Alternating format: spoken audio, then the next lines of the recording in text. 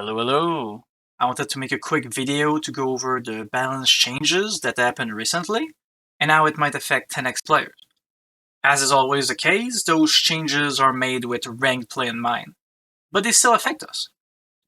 Reminder that since we use mods, they'll need to be updated for those changes to be reflected.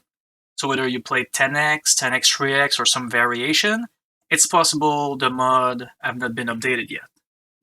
With all that said, let's jump into it. So balance changes, general, there's only a small one for Fire Lancer. Attack increase from 8 to 9, and the gold cost reduction is reduced by 5, I believe. So Fire Lancer is an interesting unit they added with the recent expansion, and it's not that used in 10x in general. It's not that much of a power unit, but with some civ it can be interesting, especially if you play on more open map. So early castle aggression, they could be fine. So small buff to them. Always nice to see more variety, that's nice. Moving on, Jerchins. Grenadier, HP increased by 5, cost reduced by 5 gold, and attack is increased to 12. So that's really interesting. Grenadier is probably the most broken unit in 10x, with the caveat that you need the Thunderclap bombs, so the Imperial tech, for it to become really broken. So Jerchen didn't really need a buff in 10x for their late game, and especially for that unit in particular, but it is nice. So a bit more HP, easier to mass, a bit more raw damage. So didn't need it, but hey, what can you do? Next up, Iron Pagoda. Ability recharge reduced from 60-40 to 50-30 for Elite. So that unit was already pretty good.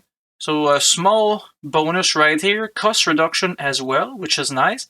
But it wasn't used too much because of the Grenadier and Thunderclap Bomb. So that could be nice. You can have a bit more of that unit if you have the economy for it. Put it as a front line. So now it's easier to acquire, sure. Decent bonus for the duration in general, nice. Next up, Kitans. So that's the most controversial civ we have right now, at least for rank play. If you were not aware, they were around 60% win rate in 1v1, which is too much. A lot of people were complaining. And they got nerfed because of that, mostly because of pasture. And for us, the biggest change in 10x is this line right here. Shepherd and Herders generate 10% additional food. It's been removed. So now, it used to be 100% food, so pretty much double, practically double, the amount of food you gather. So it was a mix of Briton and Tatar combined together. It was a fairly nice for the Dark Age. Every ally would benefit from the Khitan bonus. So that was nice. Now it's gone. It's a bit sad. So Khitan's eco bonus is practically gone. The pasture is still good, I believe. Like it is still slightly better than farms, but it's not overpowered anymore. At least, well, I guess it wasn't overpowered in 10x. Khitans were just maybe a bit above average 10x, I'd say. So now the early game is a bit gone. So that's I don't really like that. I don't like when they remove things, but what can you do? This is what happened. Next up, Shoe. Warrior Chariot. There's not much change for the Shoe, it seems. The Warrior Chariot speed increase from 0.8 to 0.9, which is nice. That thing was very slow. I believe 0.8 is the speed of a Teutonic Knight. So there was a same speed. And that thing is has ores on it, so kind of weird. So that's nice. Reload time reduced from 8 to 6.5. So attack speed is increased, which is great. Warrior Chariot didn't see much use. At least I haven't seen it a lot. Could be a lot better now because of the reload time reduction. And if you pair it with Bolt Magazine, the unique tat of the shoe, that could be fairly interesting. Would have to do some testing though, so nice small change pending some testing. And finally, I believe it is the last one, the Way. Gain access to gold shaft mining. That's a really good change right there. Way is already a economical powerhouse, And gold shaft mining will just give an extra 10 villager pretty much when they research it in Castle Age. So even more economic bonus. So that's great. Next up, Xianbei Raider. Attack increase. Charge attack. Now shoot the main projectile with 5 damage. So they're changing a bit how the charge attack work. I'll be honest, I haven't played a lot with the Xianbei Raider, aside from when the the expansion got out.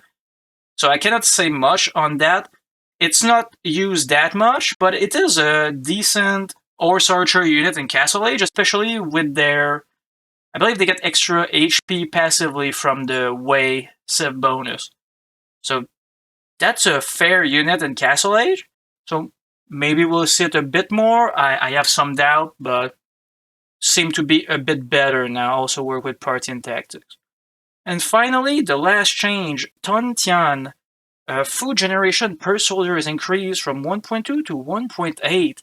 So in 10x, it'd be from 12 food per minute to 18 food per minute. That is actually pretty massive. That tech was already very good. So free trickle of food and cost adjusted. So it doesn't cost gold anymore, it's only wood. So it's cheaper and something like 50% more powerful. Like this is great.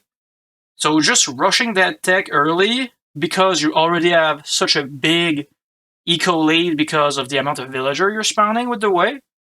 This is a great combo. Way didn't really need a buff in 10x, maybe a bit in 1v1 or like at least a rank play. So, but for us, the Way is definitely looking very strong, probably getting the most buff out of every civ here. So that's it for me, just a small overview of what's happening for us in 10x and what it's looking like. I'll leave this here. Thank you for watching, and have a good one.